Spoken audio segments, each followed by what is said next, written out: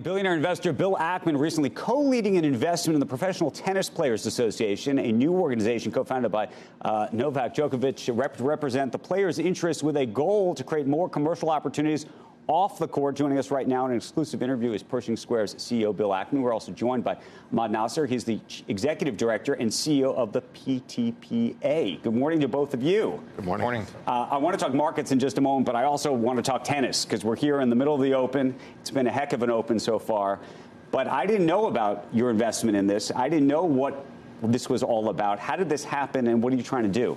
Sure. So about 15, 16 months ago, Novak Djokovic and Vasek Pospisil and actually a good friend of mine, Rebecca McDonald, who I met on the Canadian Pacific proxy contest, actually. She actually called me and she said, look, Novak and Vasek are putting together something to help the players. Maybe you can help. And I viewed this as a purely philanthropic thing. I love tennis. I'm super passionate about the game. And I understood the plight of the player. I actually backed a guy on the tour, which was an interesting Who was that? Experience. His name is Matija Pasacic, is okay. I think the proper pronunciation. Fantastic guy, top college tennis player. I met him when he was warming up Novak for the semifinals of the U.S. Open maybe 6 or 7 years ago. And he wanted to go on the tour, but the economics of the game make it impossible unless you have a trust fund or you find a backer. And I said, fine, I'll back you. And he was like shocked. And then I learned about tennis, and he spent about $350,000 a year, travel, hotel, coach. Right. He couldn't afford a physio with that, but with all that, he went from nothing to 200 in the world, the fastest ever. So I thought, okay, I really got something here, and then he got injured. But during that entire period, he might have made $20,000 in total, kind of prize money. Right. And the reality is that if you're not 100 in the world or better, you lose money on the tour. You make less than minimum wage. And the result of that is it's a sport for affluent people. So what do you need to do about that? It is the ultimate form of sort of inequality writ large. I mean, you sort of see it in tennis. For sure. For sure.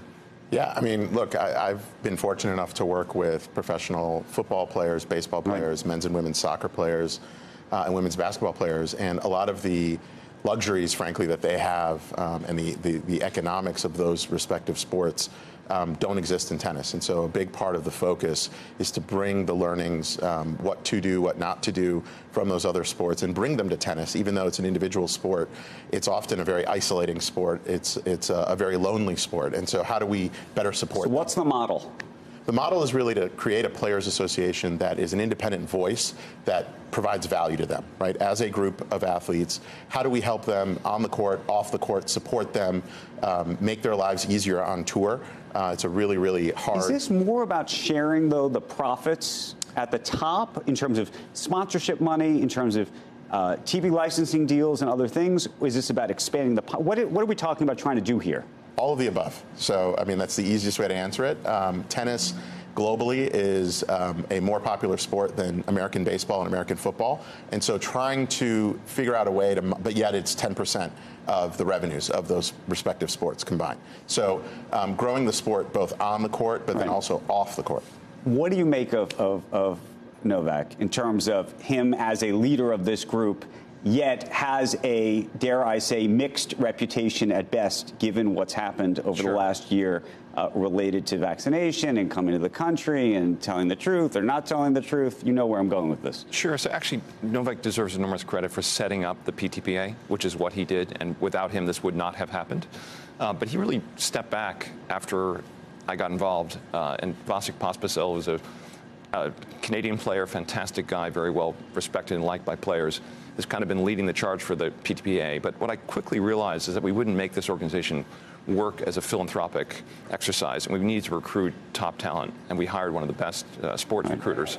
And we recruited, actually, what's interesting is the number of super talented people in professional sports who wanted this job because they saw the opportunity. Right. And we recruited Ahmad as part of that process. Novak is not an investor in the entity. In fact, we're returning the capital to people that put up capital to start the PTPA.